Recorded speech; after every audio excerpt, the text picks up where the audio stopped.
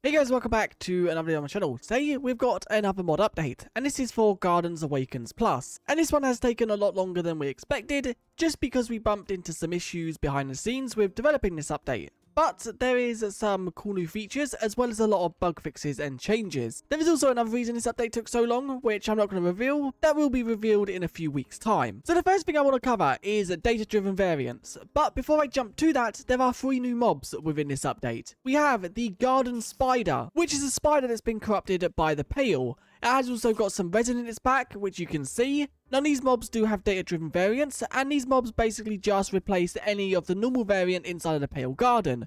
So this spider will replace any normal spider spawning within this biome.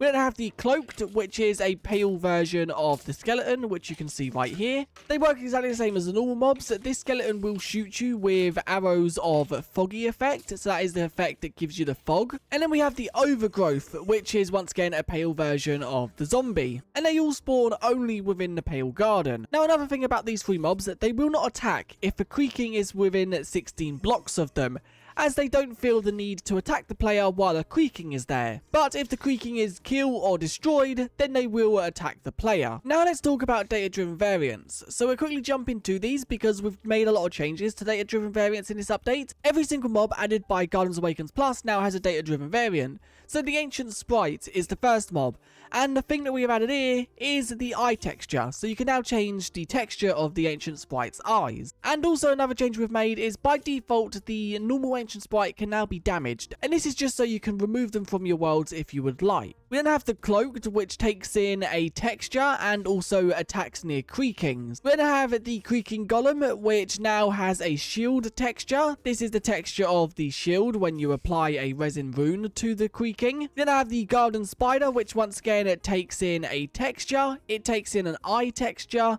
and it also takes in a core texture. The core is the resin on the spider's back, and it also takes in attacks near a creaking. Once again, you can add your own variants to all of these with your own custom values, and all it requires is a data pack and resource pack. We then have the Overgrowth, which once again takes in a texture and also attacks near creakings. We then have the Pale Creeper, which takes in a charged texture, it takes in a non-safe biome effect, it takes in a particle color, it takes in a placed feature, it also takes in a safe biome, and it takes in a texture. Now I'll cover a bit more about what these do in a second. I think the Pale Creeper is the least obvious from just looking at the variants. Now the final one is the Pale Eye. This takes in a beam texture, it takes in a can teleport, it takes in an eye texture, it takes in a can it open at day, and it also takes in a takes damage when closed. And it also takes in the base texture. Now the Pale Creeper, the values it takes in are things like the effect it plays, the safe biome. The safe biome is a biome that it will not convert. So for example, it doesn't convert the Pale Gardens. All it does is creates this effect. And this is once again the effect that is controlled within the data-driven variant. So you saw right there, it just made an effect. If I was to now explode one within a dark oak forest, because this is not the safe biome, it will convert the area. And the converting area, this feature right here is what is placed. So you can change this to be any feature within the game. You can make it place an amethyst geode if you would like. Now there are a lot of bug fixes and changes related to the banner patterns in this update. They can still be obtained from the Ancient Sprite, but the first thing we have done is we have fixed a lot of bugs with them. First off, this one for example, the texture wasn't flipped and it was offset by a pixel. Same with this one right here. And this one's back texture was also offset by a pixel, which as you can see, these are now all fixed. We've also updated the name of this one and also this one. Before it was called Watcher Basic and Watcher. It's now called a Set Watcher and Offset Watcher. And we have also fixed the bug where applying these to shields would create an unknown texture. So as you can see, you can now put these banner patterns on shields, which you can now see right here. As you can see, they all work on the shields, and they also look pretty cool when on the shields. Now, another few texture updates. We have updated the texture of the Pale Pumpkin Pie, which you can see in my hand. It's just been made to have a little bit more orange in it.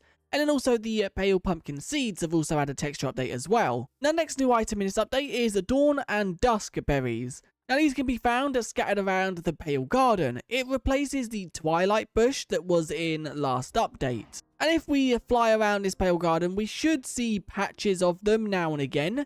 But yes, here we go. Here is one right here. Now, when you click these, they will give you berries, but the berries that you get depend on when the bush grows. Unlike the eye blossoms that can change, these depend on when the bush grows into its state.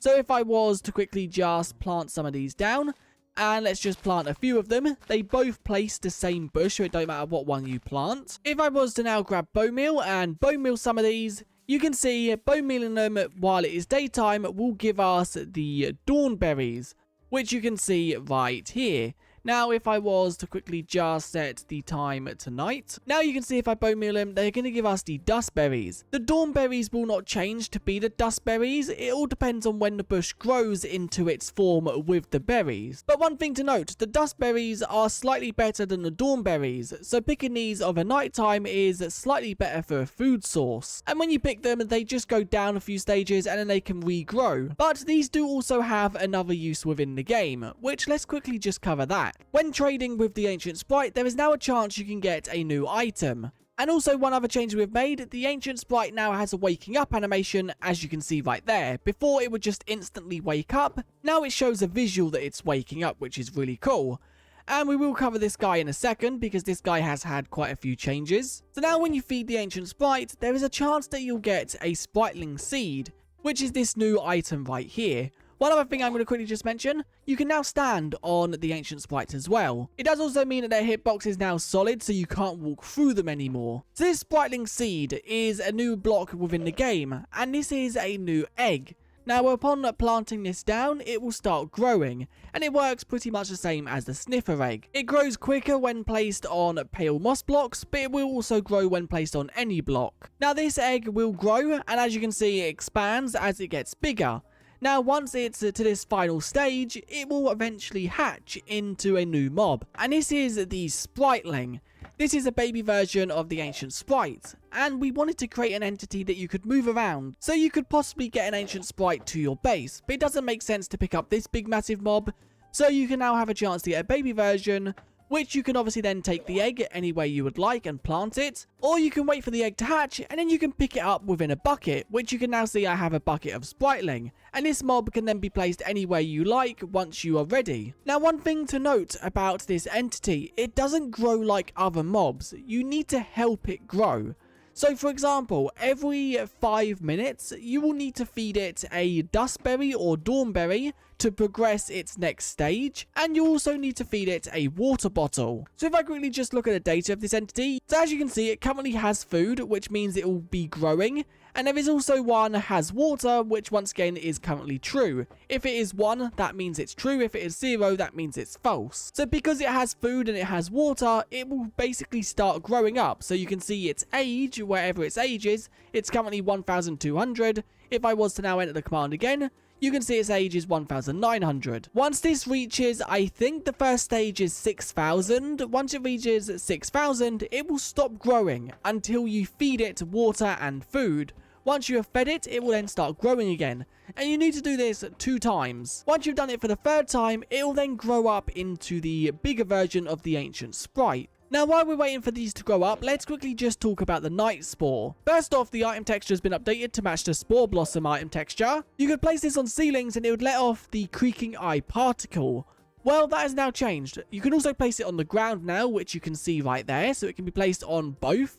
It will also still open and close. But the particle that plays will now depend on where it is placed. So if it is placed on the ground and it is also placed on a grass block, it will let off the creaking eye particle, which is the particle you just saw going into that block, this one right here. But once again, that only plays if it's placed on the ground and also on a grass block. It does also need to be open like this one. This one will not play the particle. If it is placed on the ground and it's also placed on a pale oak leaf block, this will play the resin moth particle, which you saw right there. So if we quickly just see, yes, there we go, there was another one right there. And if I quickly just look around, we should be able to see a few others. There is one right there as well. And then the final one, if it's on the ground and it's placed on a resin block, then it will play the resin particle. Once again, it does need to be open. And you can see the resin moth is the same as the moth, but in orange. So if we quickly just have a look around, you should see, yes, there we go, there is what the particle will play. So you can now control what particles are played basically by what block it's on. Now if it's placed hanging from a block like this one right here, this now has a chance to grant the foggy effect. So when you are within the biome, there is a random chance it could grant that effect to you. Once again, you do need to have the accessibility setting on. So now, if I'm within the biome and I'm near this, you can see I now have the foggy effect. The foggy effect is no longer granted just by being in the biome, it is now only granted by these flowers. And once again, they need to be blooming and placed on the underneath of a block. And you can see right now, the age of this one has stopped at 6001. And you can see, has food has now gone to false, and also has water has now gone to false. So if I was to feed it, it is this one right here, I believe. It's this one right here. So I've now fed it water, and I've also now fed it food. For some reason, both berries are not working, but I will fix that. You can see it's now aging up again, and it's got food, and it's also got water. So now let's quickly talk about petrified blocks, because we've made some changes to these as well within this update. And these can now be obtained again. We have removed the resin pulsar, which was the block that basically obtained these. And you can now obtain them as normal. So if I just grab some normal blocks and then also some resin bricks, I can now click the resin bricks on these to once again make them petrified.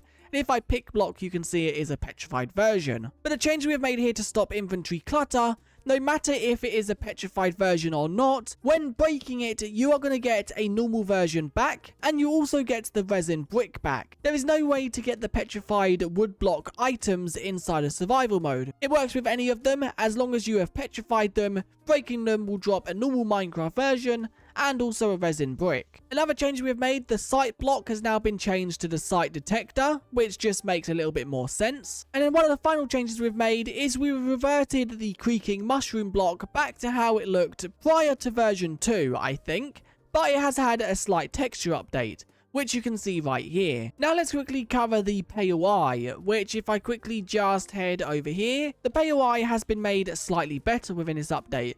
If I now set the time to night, the POI will now have a laser beam when attacking me, which if I go in survival mode, you'll see when it attacks me, it will attack me with this laser beam, basically shooting resin at me. And once again, these textures can be controlled within the data-driven variants. So once again, jumping back to the data-driven variants, you can see the beam texture can be controlled, as well as the eye texture and the normal texture. But anyway, that is it for this update. It's a very small one compared to what we have released in the past, but we are preparing for something else, which has taken us a lot of time, and it's also stopped work on this mod for a while. But anyway, if you did enjoy this video, do let us know in the comments, and also let us know what you guys thought of this update, if you would make any suggestions or changes. I hope you did enjoy the video, and I'll see you guys in the next one. Bye!